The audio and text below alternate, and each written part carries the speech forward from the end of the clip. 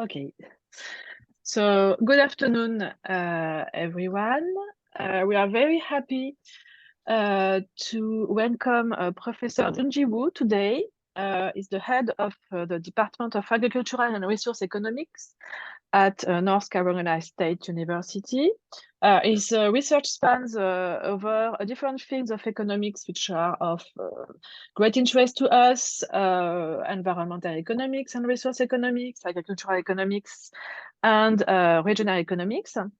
So today he is going to present a paper co-written with Kathleen Segerson and Chunyun Wang about environmental regulation when it's faced with agglomeration economies.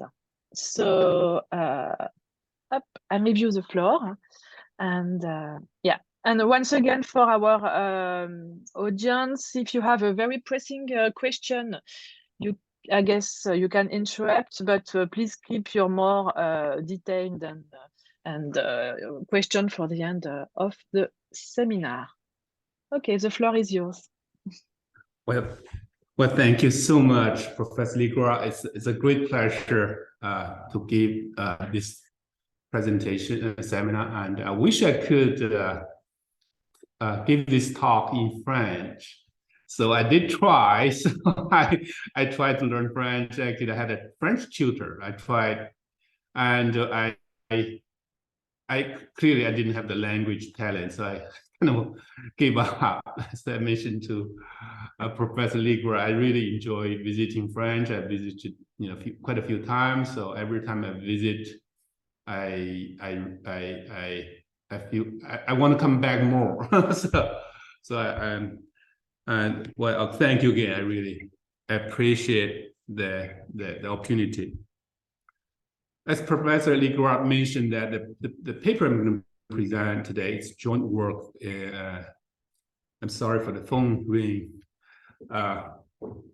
Joint work with Professor Kathleen Segerson and Tringhua Wang, and Cassie is actually my a major professor at University of Connecticut. So she's clearly one of the best environmental resource economists, and she was elected actually as a member of National Academy of Science this year. So it's the highest honor, for an economist, for any scientist actually in the U.S. So she's great. She's very into, I had many years collaboration with her, and really enjoy working with her. Tringhua is actually my advisee, a former advisee, now a professor in Shanghai Jiao Tong University. So it's joint work of economists from 3 different generations. So I'm really, really pleased to present this paper. Let me just give you a little bit motivation for this work. And if you have visited India recently, you probably have encountered something like this. You probably have seen sky like this, and actually in 2022, 6 out of 10 most air polluted cities are in India. Okay, the picture actually come from the cover story of Tribune India for March 22nd this year. And the headline news is that India's New Delhi became the world's most polluted capital city for 2nd year in a row. Okay, so, and, but this is, as I mentioned, that many of the major cities in India are heavily polluted. But not a long time ago, the notoriety or the bad publicity belonged to its neighboring country, China, actually. For example, in 2023, 7 out of 10 most air polluted cities actually were in China. Okay, the guy in this picture was wearing a mask, not because he was afraid of COVID. At that time, COVID didn't exist, at least among human population. So he was wearing a mask because he was afraid of air pollution. And many of you, I don't know, you recognize the background of this picture, and it is one of the most famous places in China. It's the Tiananmen Square, right? So you can see in the background the Chairman Mao's picture hanging over there. This is one of the most well-known. You can see it's heavily polluted, and not many years ago, right? In fact, since then, of course, air quality has in Beijing and some of the major cities has improved, but it takes more than 30 years, for them to see the improvements. In fact, ever since Beijing was selected to host the 2008 Summer Olympic Game in 2001, and Beijing has been trying to improve its air quality, right? And they have tried for many, many decades, and they have adopted a number of dramatic policy measures, such as the shutdown all the heavily polluted firm and move them out of Beijing to other places. And they have imposed driving restriction. For example, if you have a car, you are not allowed to drive every day. You can only drive, I think, 2 days a week during the regular during the week, and you're not even allowed to purchase car freely. There's a quota, only a few, they don't allow people to purchase car freely. So that imposed a number of restrictions in Beijing, but the progress has been very, very slow. And this picture actually taken right before the COVID, you can see, and at that time still there's a lot of air pollution problem in Beijing. And of course, in the last few years, things has improved mostly because of the shutdown. I assume the shutdown has solved a lot of air pollution problem in China. And my suspicion is that with the lifting of lockdown, air pollution may come back again. So the big question is why? Why it is so challenging to improve air quality in major cities like Beijing, Zhengzhou, and some other cities in New Delhi, and why it's so hard to do that? In this paper, we try to kind of shed some lights on this issue. So the main argument we're going to make in this paper is that the challenge has a lot to do with the interplay between environmental regulation and one of the fundamental drivers of modern economic growth, agglomeration economies. And for those of you who are not familiar with this concept, agglomeration economy basically refers to external benefits generated when a large number of firms or people are located in close proximity to each other. So many of you probably in the audience has understand this, has studied this concept before. So I don't want to spend too much time, but there's no sort of theory about where agglomeration economy may come from, right? So the classic work has identified two major sources of agglomeration economy, that is co-location benefits and saving on transportation costs. Co-location benefits such as input sharing, knowledge spillover, labor market pooling, and tend to reduce firms' cost or increase the productivity, right? So there's a lot of study on this. And also, because of the saving on transportation costs, firms want to locate in large markets, right? They want to locate in places that are closer to consumer, right? To save transportation costs, or locate in places that are closer to the inputs. And so there's a lot of theory and a lot of theoretical work on this.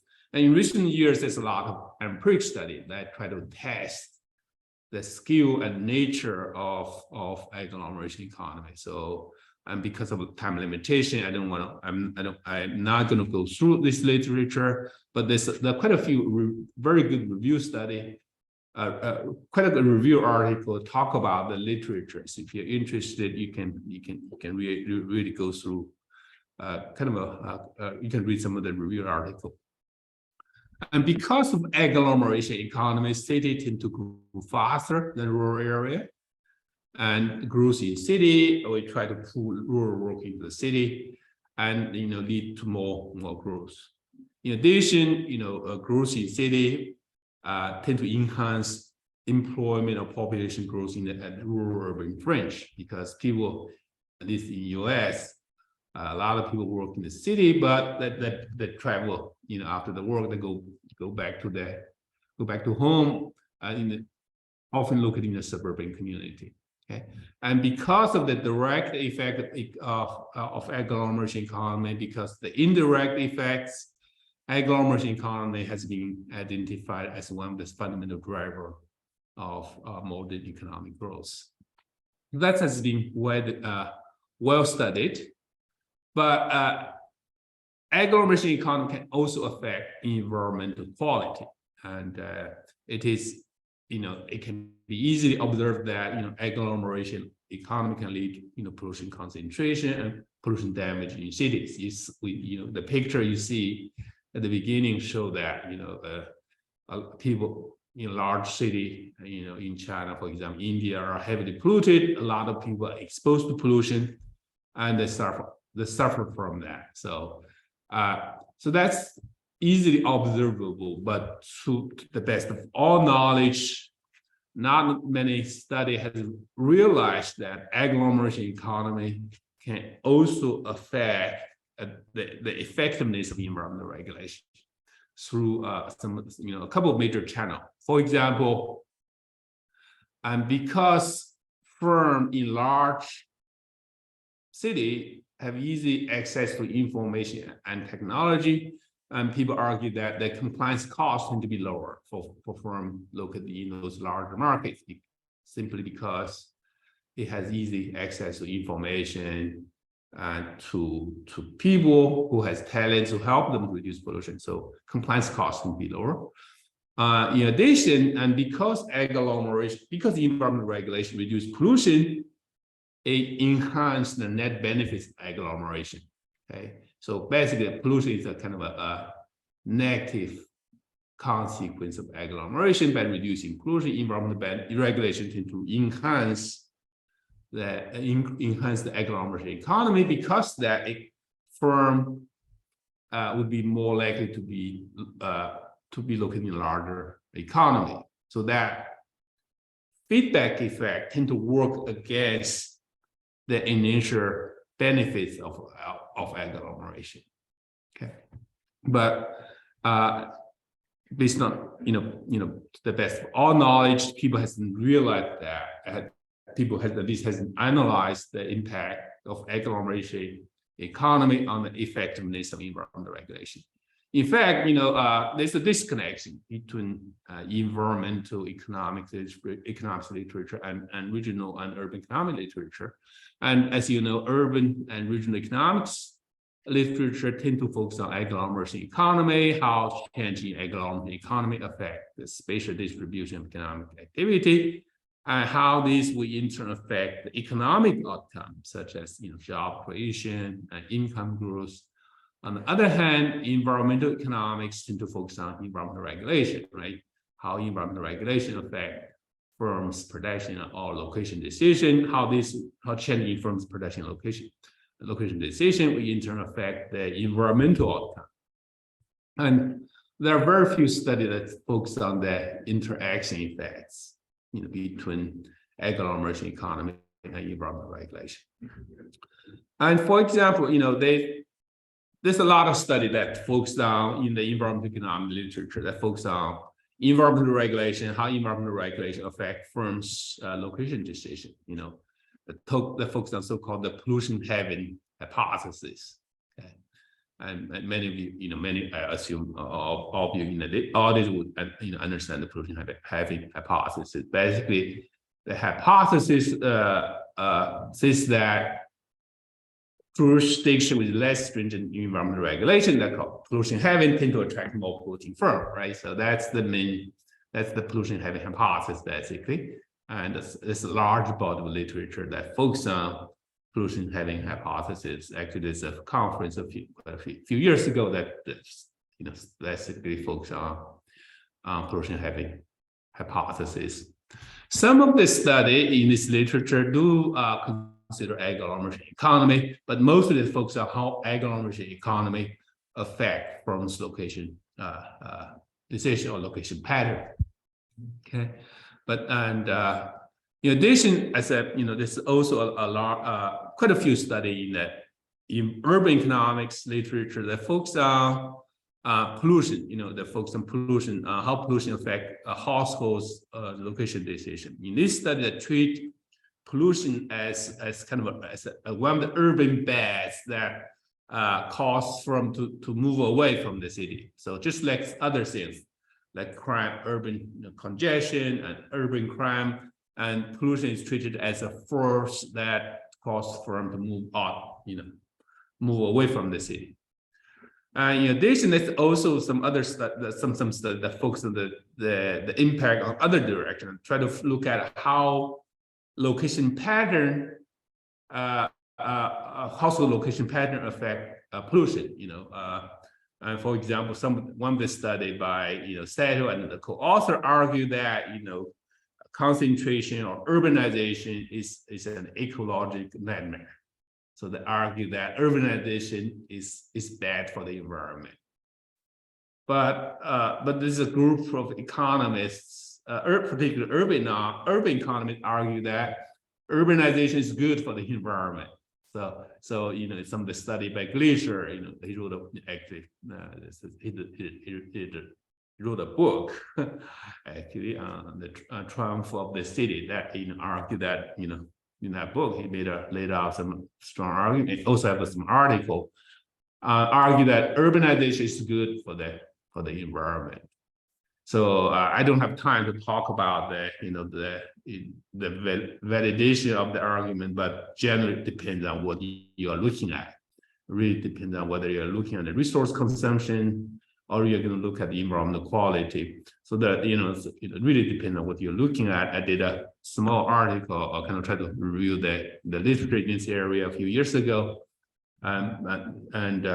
so I think both camps had made some valid points. Really depends on what you're looking at.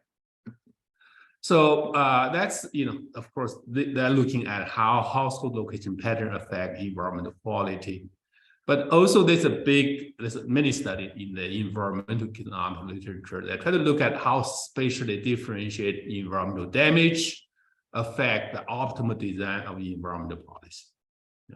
For example, the AER paper by Mueller and Mendelsohn are found that a United States SO2 treating program could be improved dramatically if the treating take into account the spatially differentiated pollution damage.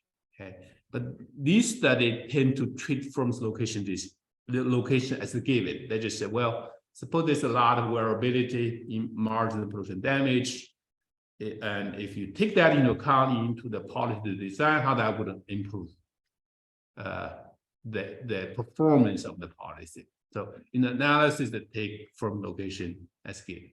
Okay.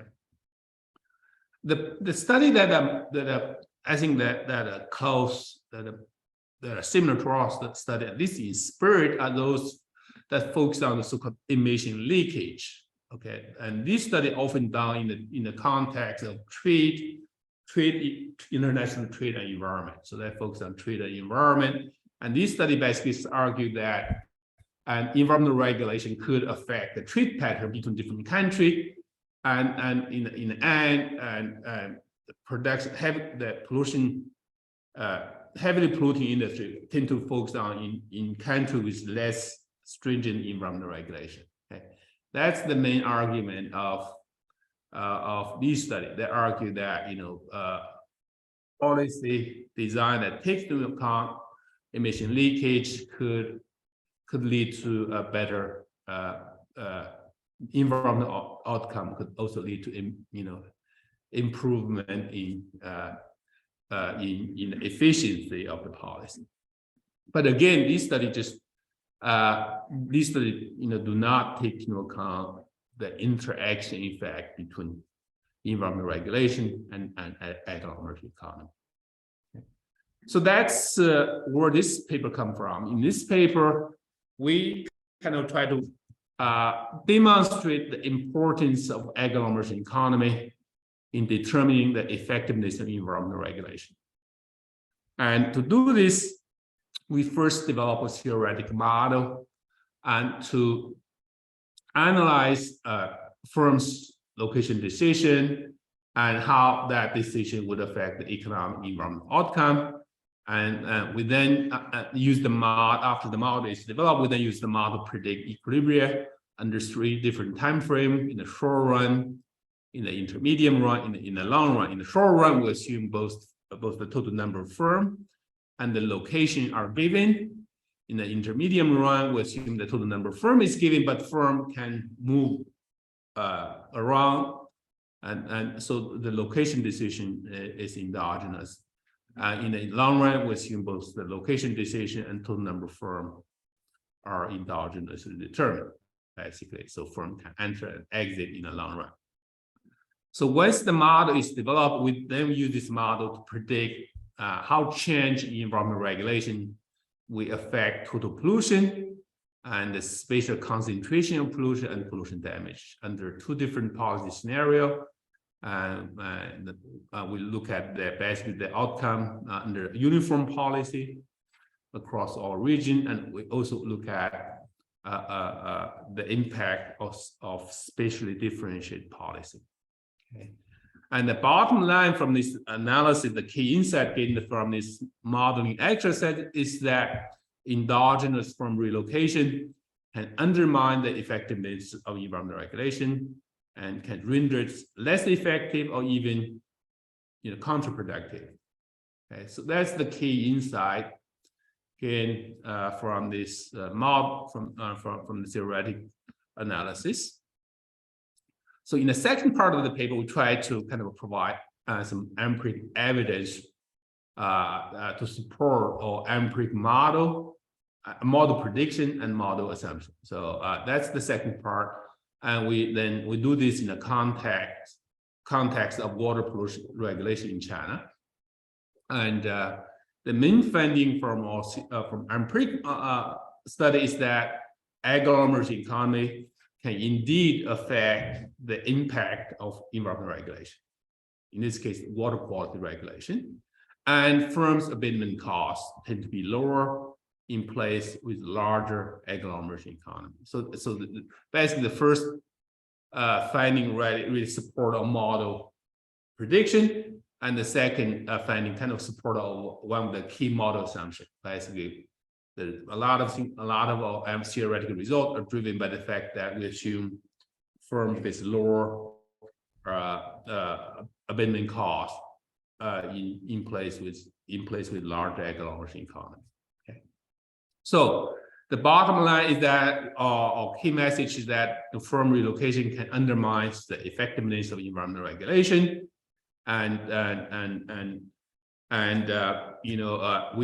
we argue that our results provide some explanation for persistent environmental problem in urbanizing economies such as China and India, and our results implies that those economies could experience a period of what we call stagnation or even reversal in environmental quality, and because of the agglomeration economy, because the interaction between agglomeration economy and environmental regulation.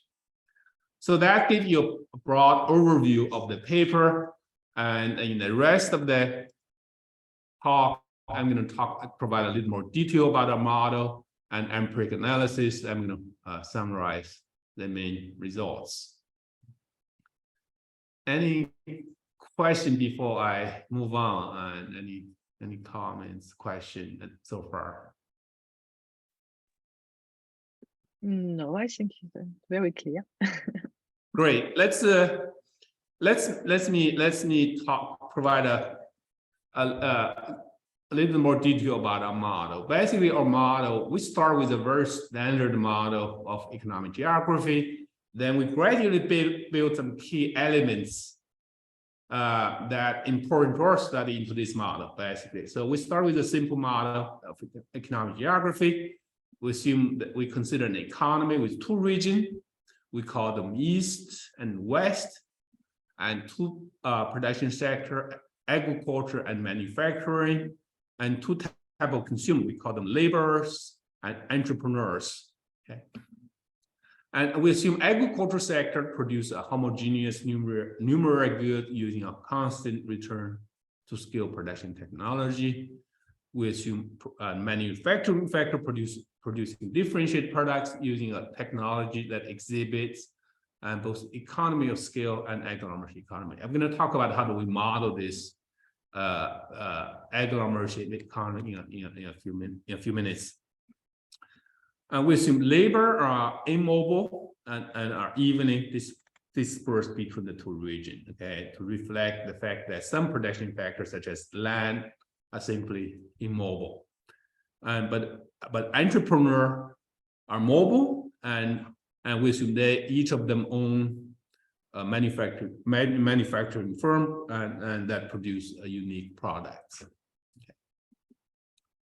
All these are quite standard in the economic geography literature, but from now we try to introduce something important to our study.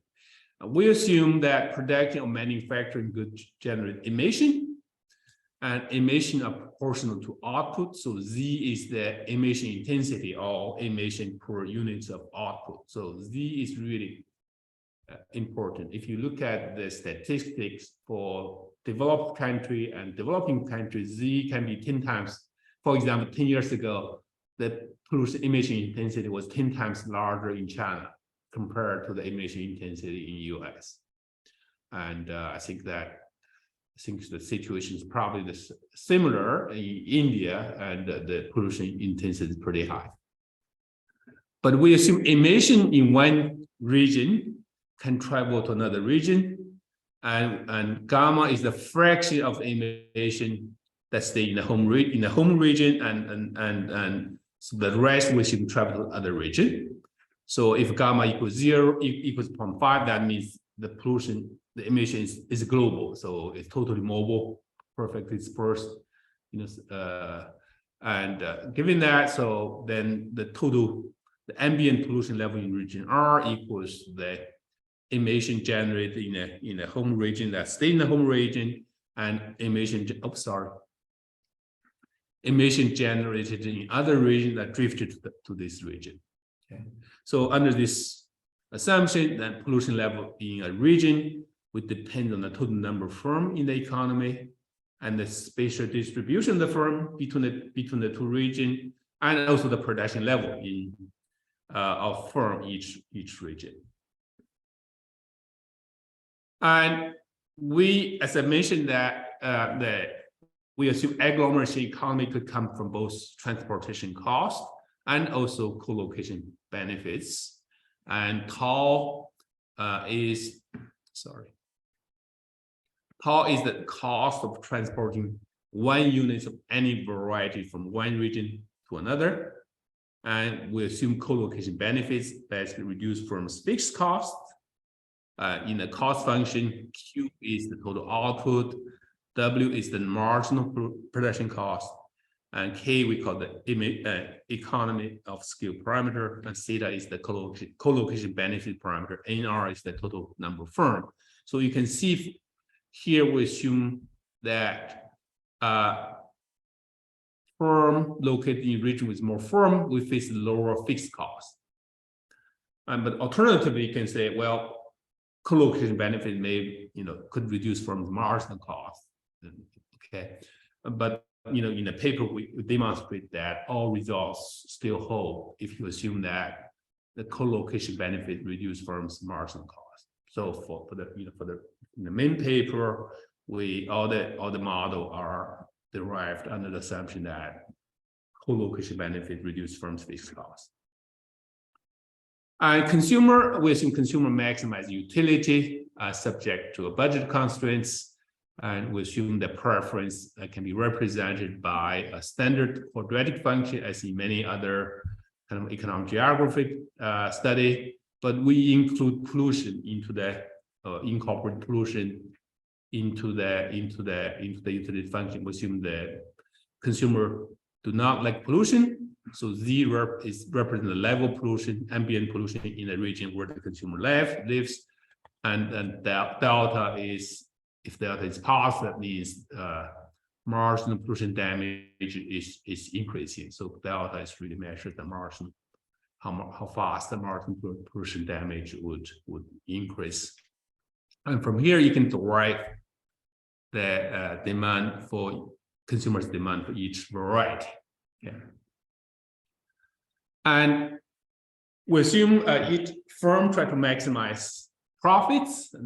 We assume them operate in a market of monopolistic competition that choose set price to maximize profits. So basically, PRR represent price of a manufactured good produced in region R sold in region R, and PRO represent the price of manufactured goods produced in region R and sold in other region. And tau, again, is the transportation cost.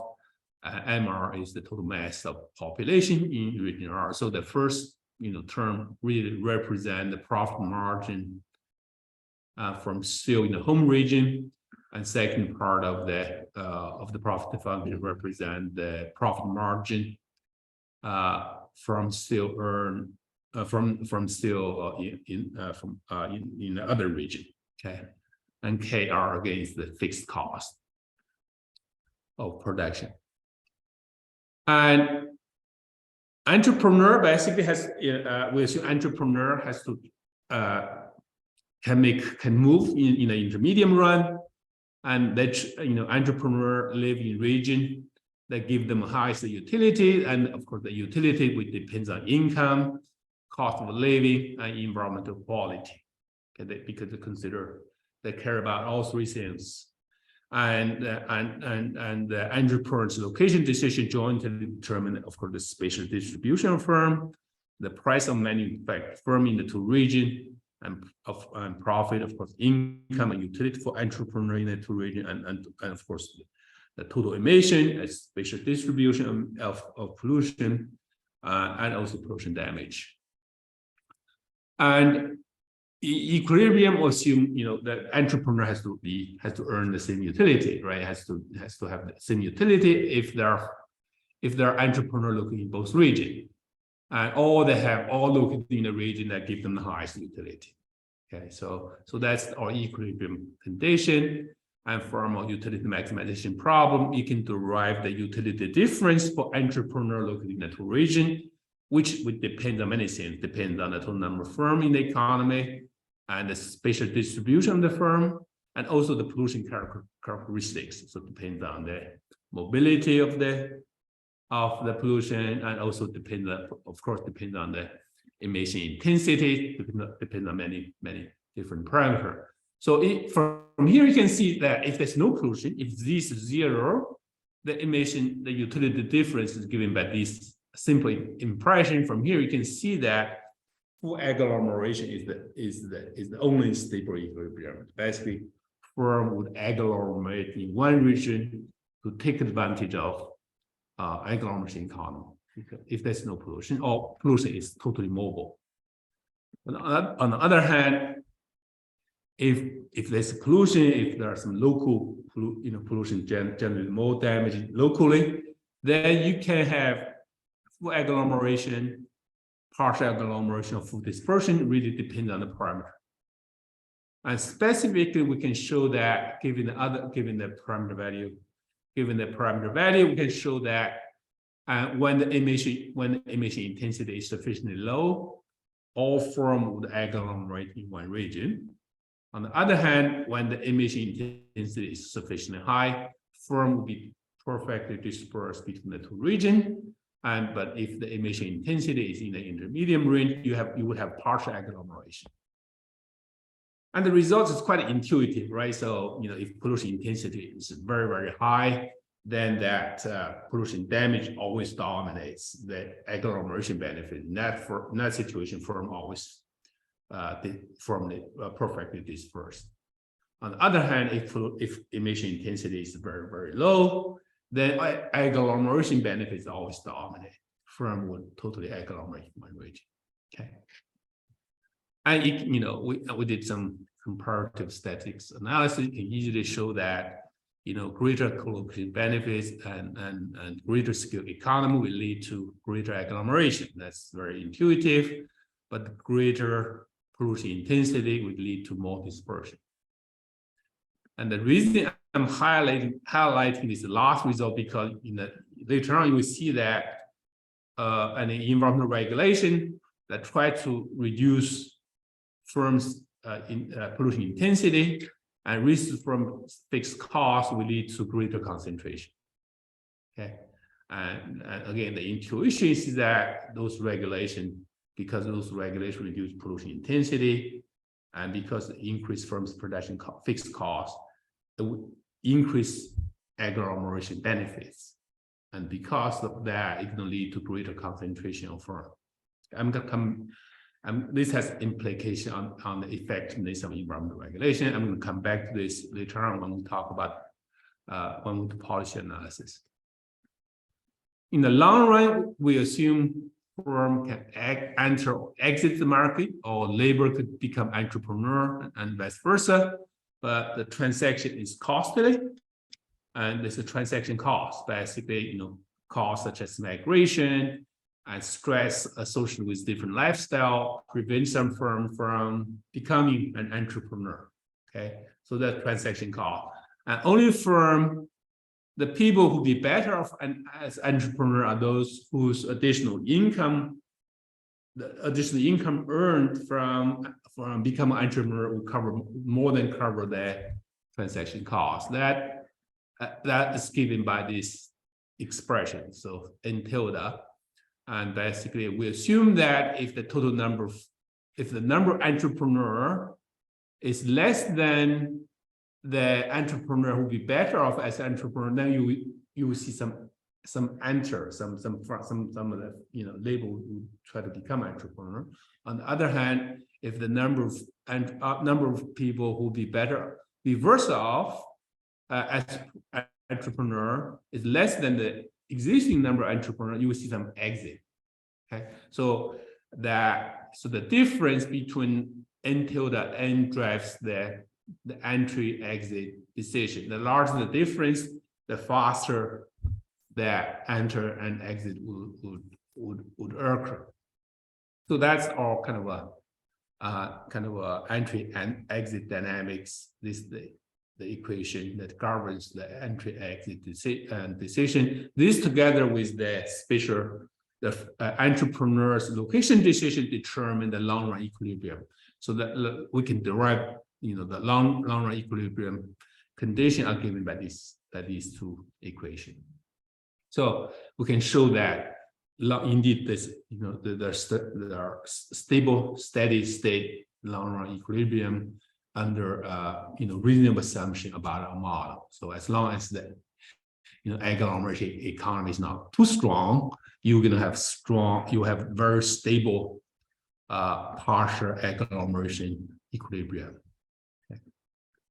Let's give you a kind of overview of the model. So in the next few slides, I'm going to show how can we use this model to analyze policy. And we we look at two types of policy: a uniform policy and a differentiated policy. And again, we can look at the impact of this policy in the short run, in the medium run, in the long run. We model uniform policy as a mandatory reduction in Z, and we assume this policy is spending. So to reduce Z, and the firm will need to spend more money. So we increase firm space cost. They need to buy new equipment, or they have to improve the existing equipment. So it is costly. We increase firm's cost. Okay, if you recall that total amount of pollution and is given by this expression depends on the total number of firms in the economy also depends on the spatial distribution firm. And given the total amount of pollution, the larger the difference, the more, that means the pollution is more concentrated in one region, right? So the difference measures the concentration of the pollution.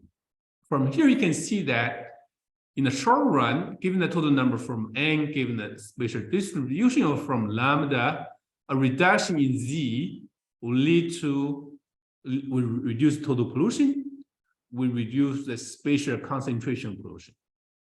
Okay, you can see that very, very clearly, and which will lead to lower pollution damage.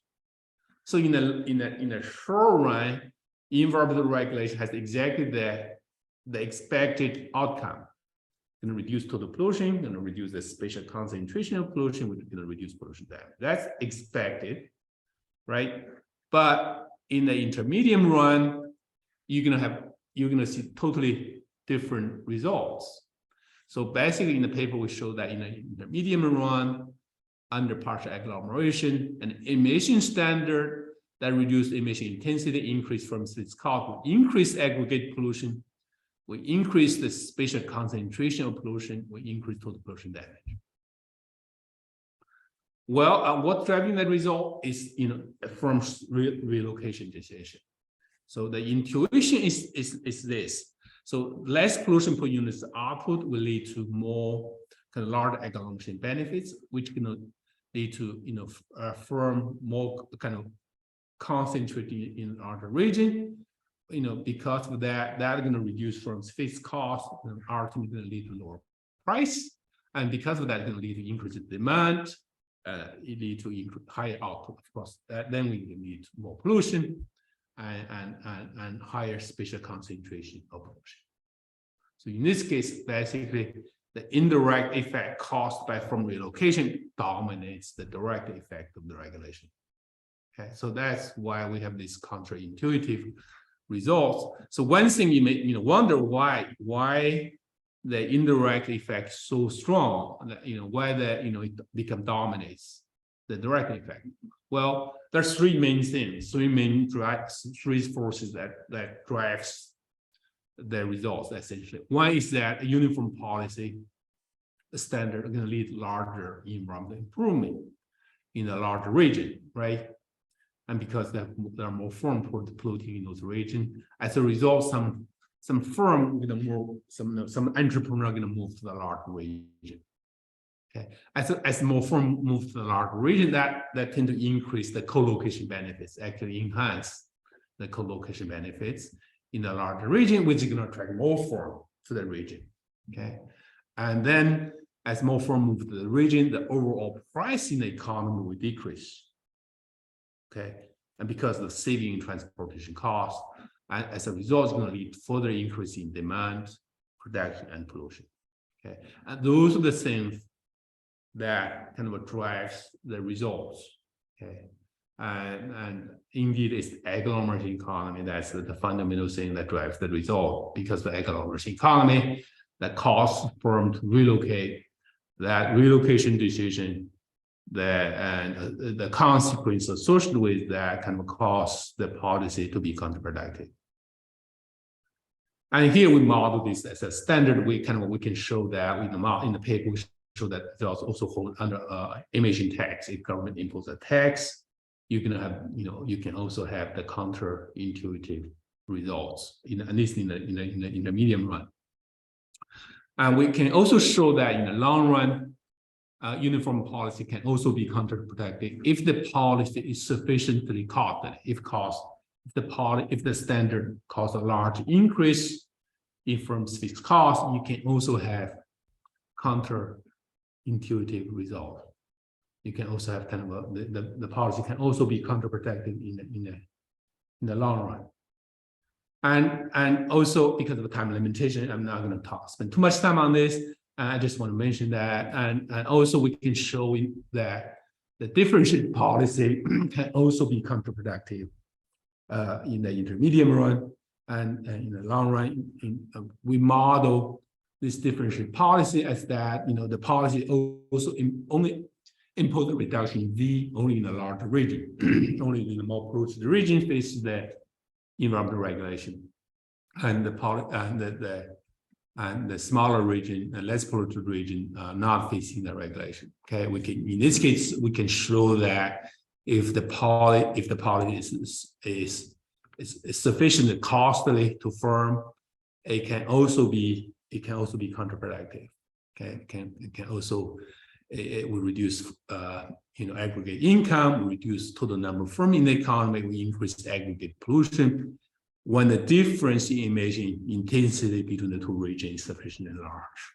Okay, so the idea is that, again, the intuition is very, very similar, because if the regulation reduce emission intensity, it's going to lead to more concentration, and that tend to lead to more pollution in the economy.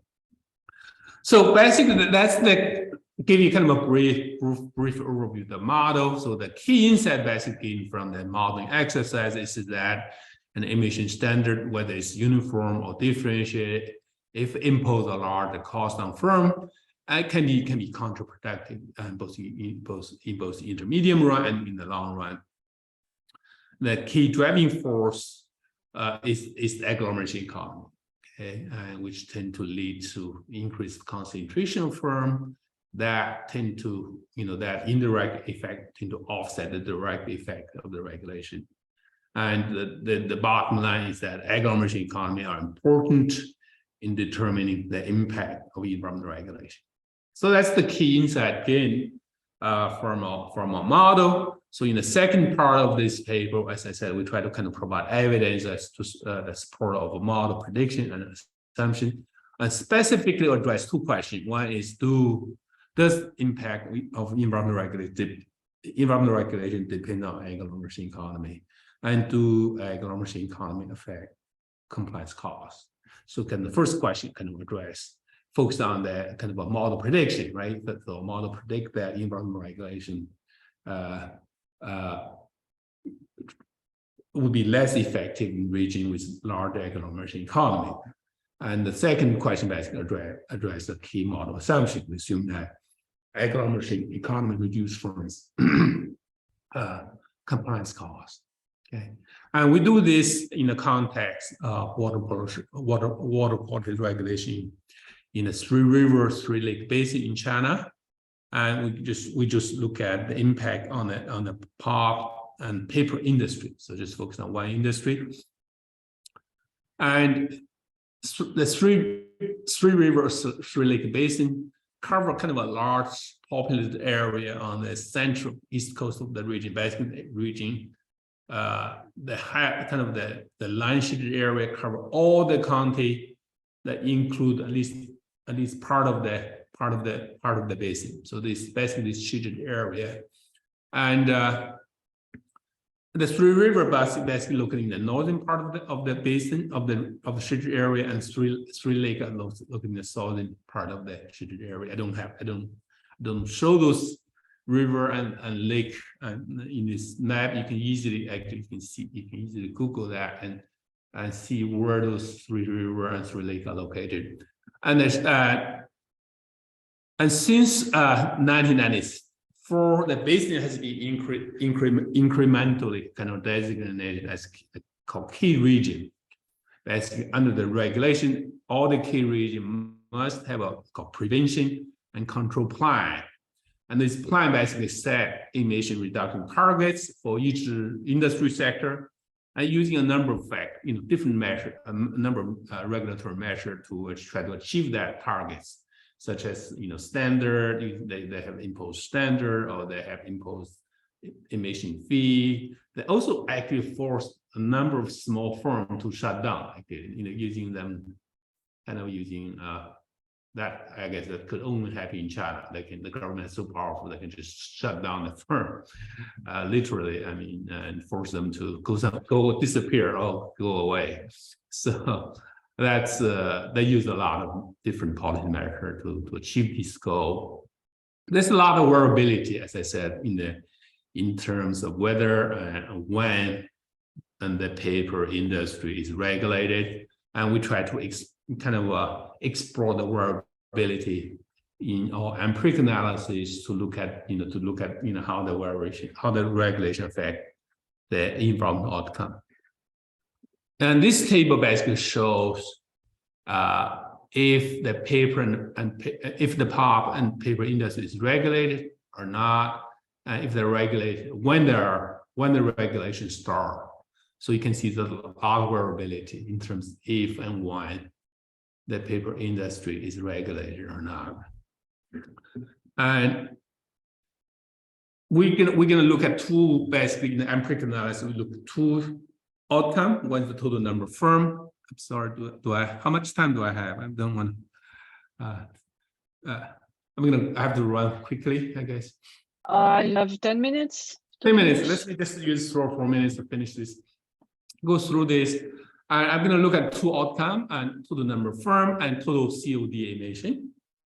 And the methodology, the main methodology used for the empirical analysis is using propensity score matching to construct a comparison group of the non-regulated county. Then we're going to apply a difference in difference model to this match sample to kind of try to identify the impact of the regulation. And our model specification is, we have a pretty standard difference in difference model specification. The main difference is that we include this interaction term, okay? And our dependent variable could be the total number of firm or total emission. And based on our theory, the direct impact of the regulation should be negative, should reduce the total number of firm or total emissions. So alpha 1, based on our theory, should be negative. And then alpha 2 should be positive because agglomeration economy should increase the total number of firm. As a result, it may lead to more emissions. So alpha 1, based on our model prediction, should be positive. Alpha 3 should be negative because the interaction effect tend to reduce the direct effect of regulation. So we based on our theory, alpha 3 should be positive. And the data mostly come from, it's quite intensive. We use the data come from China's industrial census or economic census, and also environmental survey, and reporting and merge this data together to estimate this model. So because of the time limitation, I don't want to spend too much time. And our paper does provide a pretty good detailed discussion of this data. And of course, like many other econometric analysis, we also face a number of econometric challenges, such as sample selection bias, the simultaneous bias, and the violation of the stable unit treatment value assumption. And for example, the sample selection bias could arise when the treatment group and the control group differ significantly in the pretreatment characteristics. To overcome this, we use propensity score matching to construct basically a comparison group. Our tests show that we did a pretty good job kind of selecting the control group. So I don't have time to show that tests. And also we to address simultaneous bias basically could occur when a country's agglomeration pattern are both the cause and consequence of firm's location decision. And to address this, we instruments for the agglomeration economy variable, basically using a Bartik approach. The basic idea is that we use the total employment or total production data at a an early year, the year before study period, then use the national growth rate to predict total employment in each industry, each county, then using the predict data to construct the agglomeration economy variable. So that's the basic idea. And finally, because regulation may have spillover effects, that means that the stable unit treatment value assumption may be violated. But the good news is that the violation of this assumption doesn't affect the large sum property of a difference model. And we just need to interpret the coefficient differently. In this case, we have to interpret the coefficient as the difference between the impact in the regulated county and the impact in the non-regulated county. So we have just kind of evolve some different interpretation. And oh, sorry, did I? So, let me see. Can you see the? Sorry. Now you stopped sharing. I stopped sharing. I see. Yeah. Let me go back. Sorry, just I clicked the wrong button, I guess. Let me try it again. How about this? Can you see it? Yeah, that's yeah. Okay. Can you see clearly? All right. Yeah, perfect. All right. So here, let me just show the result very quickly. I have about 5 minutes, 2 minutes or 3 minutes. So basically, the bottom line is the results confirm our model prediction. Basically, you can see from this table shows the impact on the total number of firm. As you can see, the regulation reduced the total number of firm, and the agglomeration economy increased the total number of firm. The interaction effect kind of offset the direct effect of regulation. Okay, so that's the impact on the total number of firm. Of course, we did a number of robustness check, and I just want to, talk about the kind of all those our results our results are very, very robust, and for all the robustness check, you can see, and the direct effects always negative and significant. The interacting effects are positive and significant. So we try to test that, and we also analyze the impact on model on total emission. So again, the direct effect is negative, the interaction effect is positive, and to get some sense about the relative magnitude, we have simulated the total emission without the regulation. So we found that indeed for county with large agglomeration economy, the policy could in fact counterproductive. That means it could indeed increase the total COD emission. Okay. Finally, let me just point out very, very quickly. Also, of course, we did some robustness check. Again, the results are quite show that the results are quite robust. I just want to point out very, very quickly that we also try to test one of the key assumptions of the model, that is the compliance costs are lower in region with larger agglomeration economy. We do this by estimating a firm level production function. We kind of in this production function, we treat emission as an inputs, and a reduction in a cost of emission reduction is modeled as opportunity cost. Okay, and then we try to see whether that opportunity cost would be affected by agglomeration economy. Okay, and so that's again, I'm going to just talk about the results very, very quickly. I'm just going to skip the data. Basically, the results show that indeed we found some evidence that reducing agglomeration economy, reducing the COD emission is costly, but the cost would be lower in place with larger agglomeration economy. You can see this negative negative coefficient on the interaction effects. Okay, so because of time limitation, I'm not going to be able to talk about these very, very quickly. But basically, the bottom line, these results support one of our key model assumptions.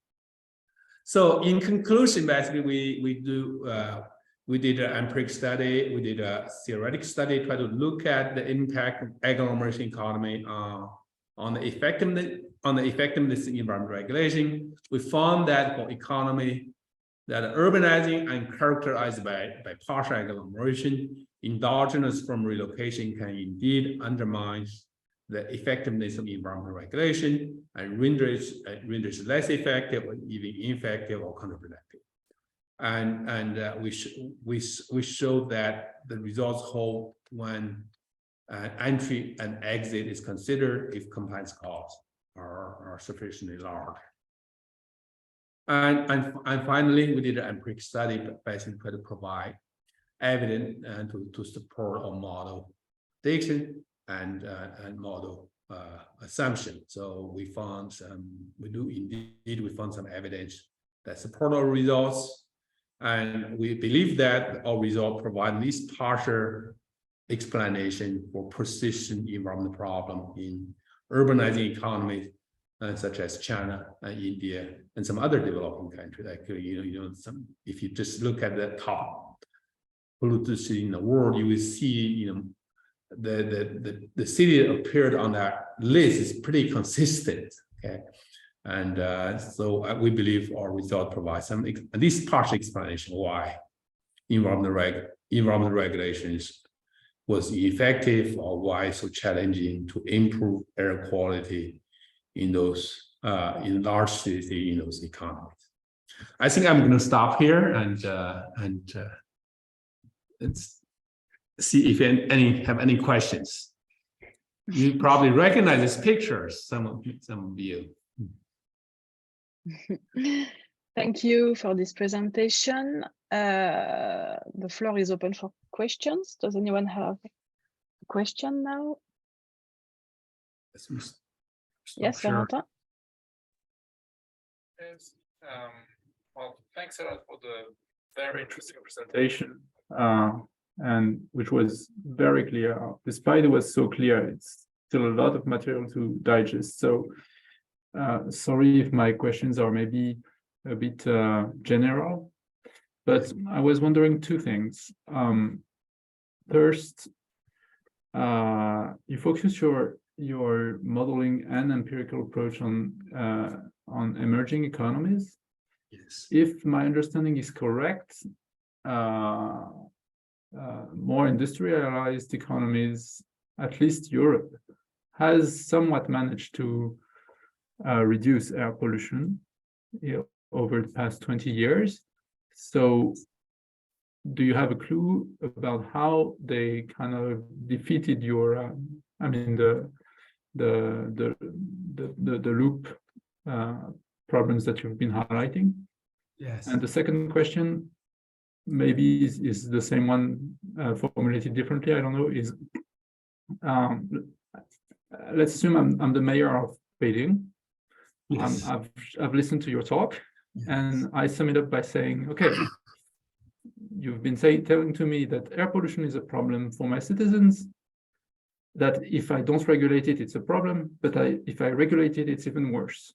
So what do you recommend I should do? A great question. Both questions are very, very tough questions. So let me say, I have to say, so first question about emerging economy, right? How do they kind of control the pollution? Did I get that question right? First question. It was more how did in the industrialized economies like US or the EU defeated your prediction, yes, and managed to reduce air pollution? Yes. So remember that the relocation is a key, right? Driving the results, right?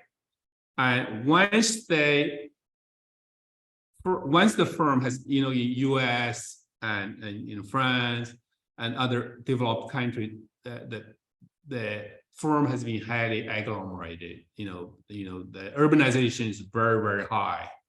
Once the agglomeration reaches to a certain level, additional regulation is not going to lead to a lot of additional agglomeration, right? So because the lambda has been already very, very high, very, very little room for changing that. Firm will not going to be able to realize because it has already highly agglomerated. In that situation, environmental regulation going to, of course, reducing intensity, going to reduce aggregate pollution. So I'm going to show you one of the graph. I'm going to share one that I can share it again. Maybe I have a graph actually in a paper that kind of can help address this question well. Let me see. I think I have a graph that's this. Sorry, maybe I do. Okay, here we go. Can you see this figure? So basically, as I said, this shows on the horizontal axis represent the again, the emission intensity Z, and lambda, that's the total emission, the spatial concentration emission is pollution damage. So when the pollution intensity in the intermediate range, reducing intensity actually leads to increased concentration of firm. Okay, it's going to lead to increased total pollution and increased pollution damage. But once the emission intensity is reduced below a certain level, firm will be fully concentrated in one region. Under those, below Z bar, you can see continue to reduce emission intensity is not going to lead to additional concentration. So in this situation, reducing intensity can reduce aggregate pollution. So our theory argue that basically says that, developed economy like US, France has already beyond this bar. And in those economy, reducing emission intensity is going to lead to aggregate pollution, going to reduce pollution damage.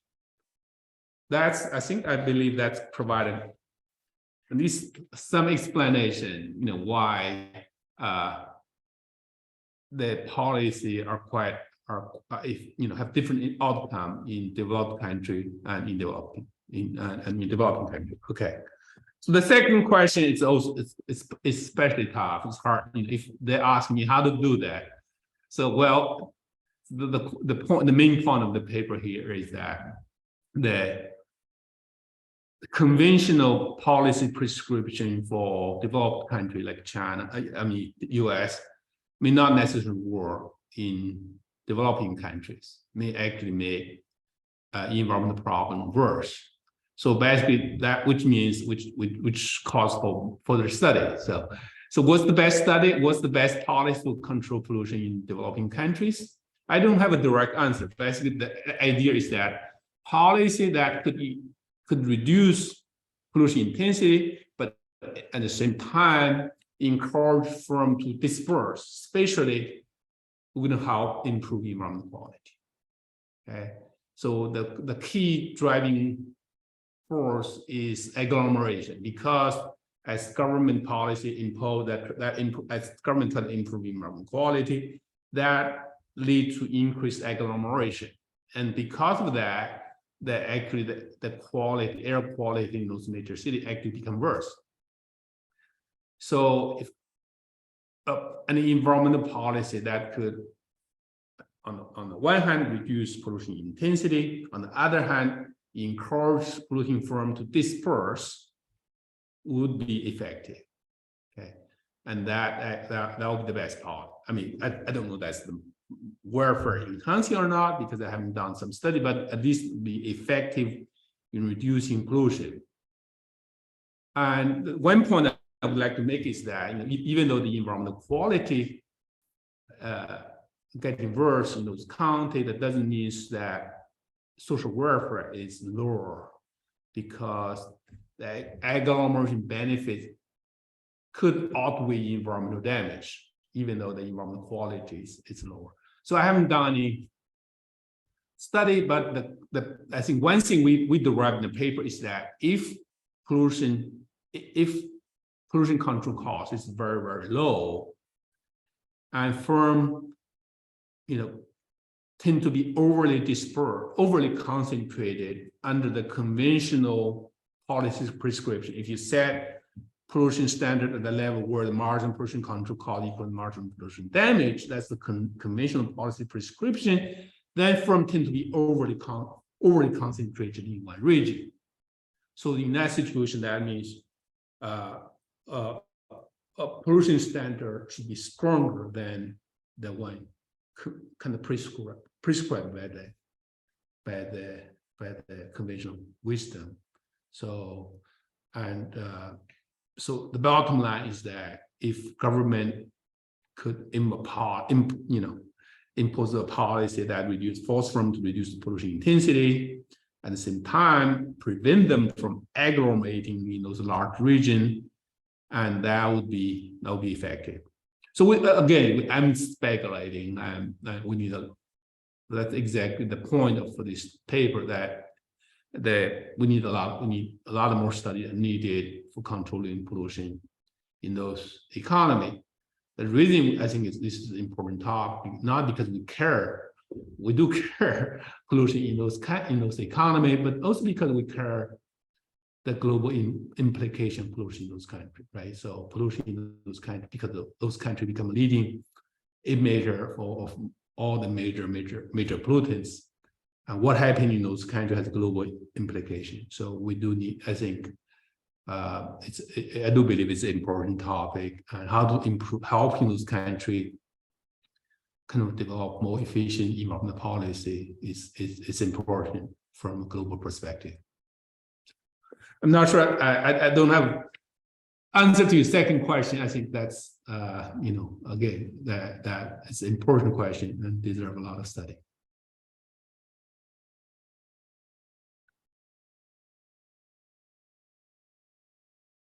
Thank you. Does anyone else has a question?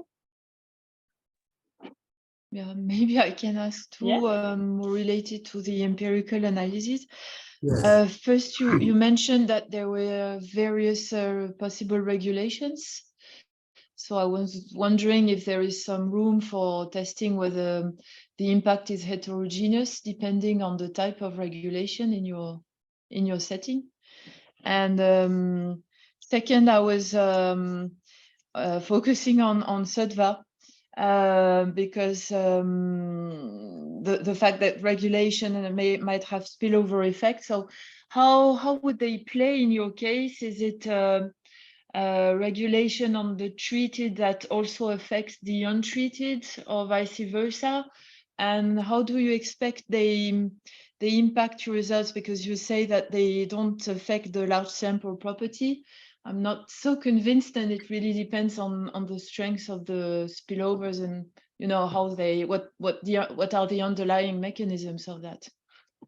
Yeah, so I think that's a good question, and that's there are some heterogeneity, for example, in terms of the regulation across my understanding. So I have to rely on my co-author Chunhua in this situation. He did a lot. We had actually another paper, gene paper that's focused on this a few years ago. I think he has spent a lot of time to try to find out, to collect the data, try to understand the regulation, and indeed there are some, like for example, one of the province, the region located in different province, at least two provinces impose, Henan province and Shandong province impose additional regulation actually in one of the year, during the study period. So we try to incorporate a year by provincial fixed effect control for that kind of a provincial difference, and this based on our understanding.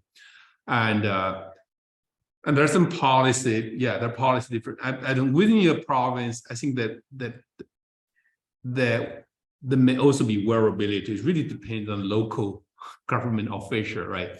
So the government may have a policy. In many cases, just like in the COVID, government have a policy, but different community or different region may impose this policy differently. Some of them may spend a lot of time trying to enforce it.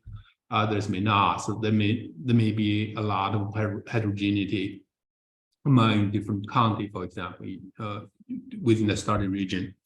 I think I don't know. We have time. We have not time. We have the data to document the heterogeneity of regulation across county. I think it's really hard to document the degree to which the local government officials try to enforce it, right? So even they have the same policy on paper, the enforcement may be different. So the data is a challenge, but we did try to look at the heterogeneity across different provinces, try to capture that heterogeneity in the empirical part. And in terms of the spillover effect, we spend a lot of time. We know that valid that assumptions. So we did try to estimate model that directly capture the spatial effect. And I think that the from that model, we didn't report them in the paper. We did try to estimate the model directly capture that. And we also, in this case, the good news is that when you have spillover effect, in all cases, you have to interpret that, alpha 1, for example, the direct effect of regulation, as the difference. So that's a difference between the regulated content and non-regulated content. So that's the interpretation. It's not the total effect, rather than the impact difference. And yeah, so that's how we did it. And we decided to, rather than introduce another model that captures spillover effect. The paper is long enough. It's quite long, too long already. So we didn't include any estimate that we had a model that we estimated that model kind of spillover effect directly. So you could actually, there's a paper done by Cassie Sigerson and my co-author, another gene paper that they have a direct model that allow you to capture the model, the spillover effect directly. So we did try that. We didn't report that in this paper. Good question, both. Yeah. Thank you. Any more questions from? Because I have a couple on my side. Yeah. Just regarding the model, the way you take into account on the long run the evolution of the number of firms by people choosing to go from worker to entrepreneur. Yes. Is quite unusual. At least I've never seen any model this way. Yeah. So I was wondering if first, if it is maybe rooted in the emerging country context, where maybe, and second, how it may affect, because the way this long-run equilibrium works. So that was a first type of question. And second, which is a more widening question, would be around well, here basically your model explains very well how the trade-off between agglomeration economies and industrial pollution. Yeah. Of course, if you move firms and you are going to attract workers and you are going to end up with more urbanized area, I was wondering, I know the difficulties with theoretical models myself. Anyway, when you add another component of air pollution by way of traffic-related pollution, and how agglomeration also may have first an increasing effect because you add more people, but then you have some opportunities in terms of new ways of transportation, public transportation, etc., which then so it would be very interesting. It's more a wishful. It would be interesting to combine both to really have a good idea of and maybe in the case of emerging countries, I don't know, maybe the opportunity for public transportation is not, I don't know, there may be something to explain this persistent issue in air pollution. Yeah, excellent comment. Actually, you probably want my referee for the paper. So that did, both questions are very good questions. I think entrepreneur, basically in this paper, we assume entrepreneur live in the region where the firm are located, but that's not necessarily the case for developed countries, particularly for large firm. That those owner can live anywhere, right? They could even live in a different country, right?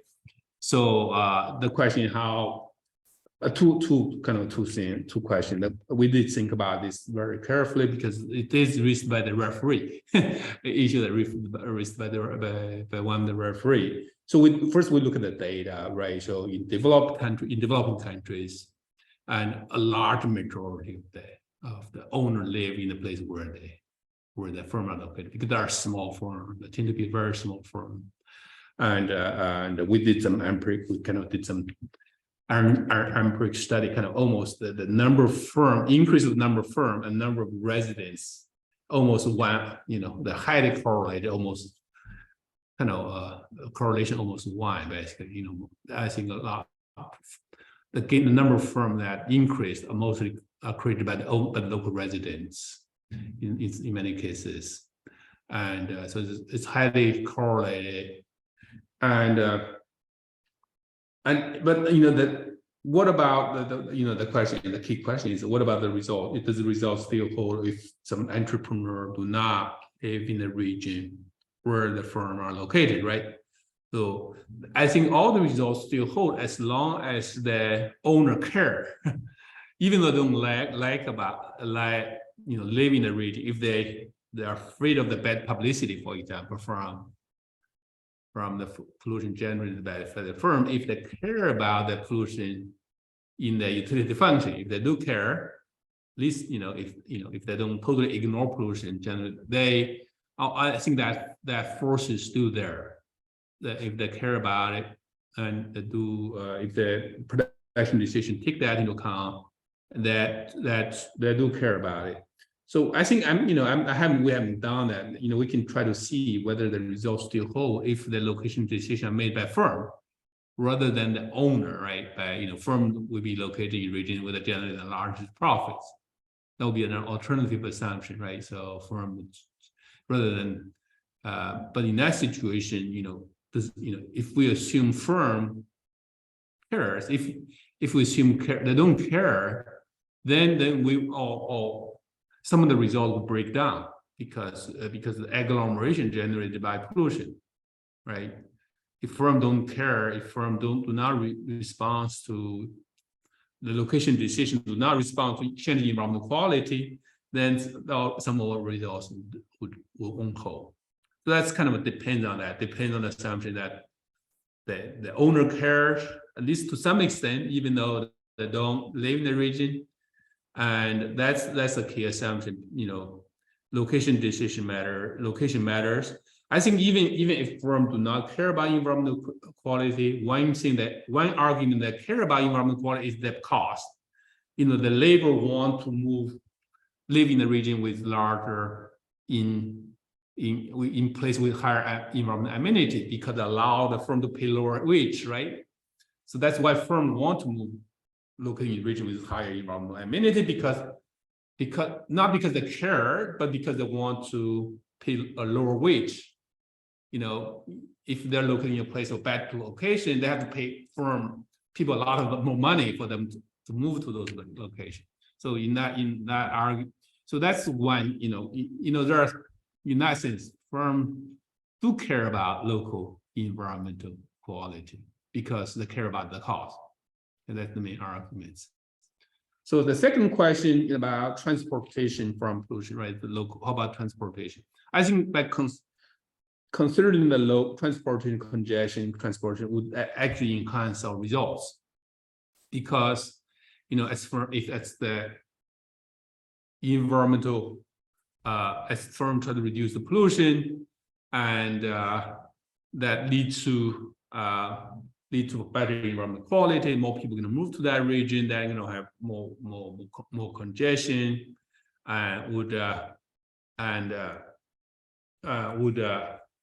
increase the pollution from transportation, right? So, and that's if the government try to improve the infrastructure, right? Provide some infrastructure to reduce congestion. That would even would help make the region even more attractive. I mean, that has some implication on the results. Whether it's going to totally enhance it or not, or try to offset it, it's really depends on the policy, right? So if government try to develop policy to reduce congestion, build better road, that actually increase the agglomeration. That would tend to enhance the results. But on the other hand, if government do something differently, could actually make our results less stronger, reduce, kind of offset some of the, make this result less strong, I think. Yeah, so I think that's both of the questions are very, very great questions. So I think this particular second question, the model could be, I would assume could be modified to take that, pollution, congestion from local transportation. I think that's important, particularly for major city. A lot of headache actually come from congestion, right? And from pollution from local transportation. Yeah. Thank you. Is there any remaining last question before we wrap up this session? No, I think that's no. So once again, thank you very much for accepting to present your work here. We are very grateful, and well, see you someday in person, maybe in France, as you seem to enjoy coming here. Thank you. I may run into some of you in Chimney in a couple of weeks. Okay. All right. Well, thank you again, and see you. Well, thank you so much for the invitation for the seminar. I appreciate all the comments. So appreciate it. Thank you. Thank you. Bye-bye.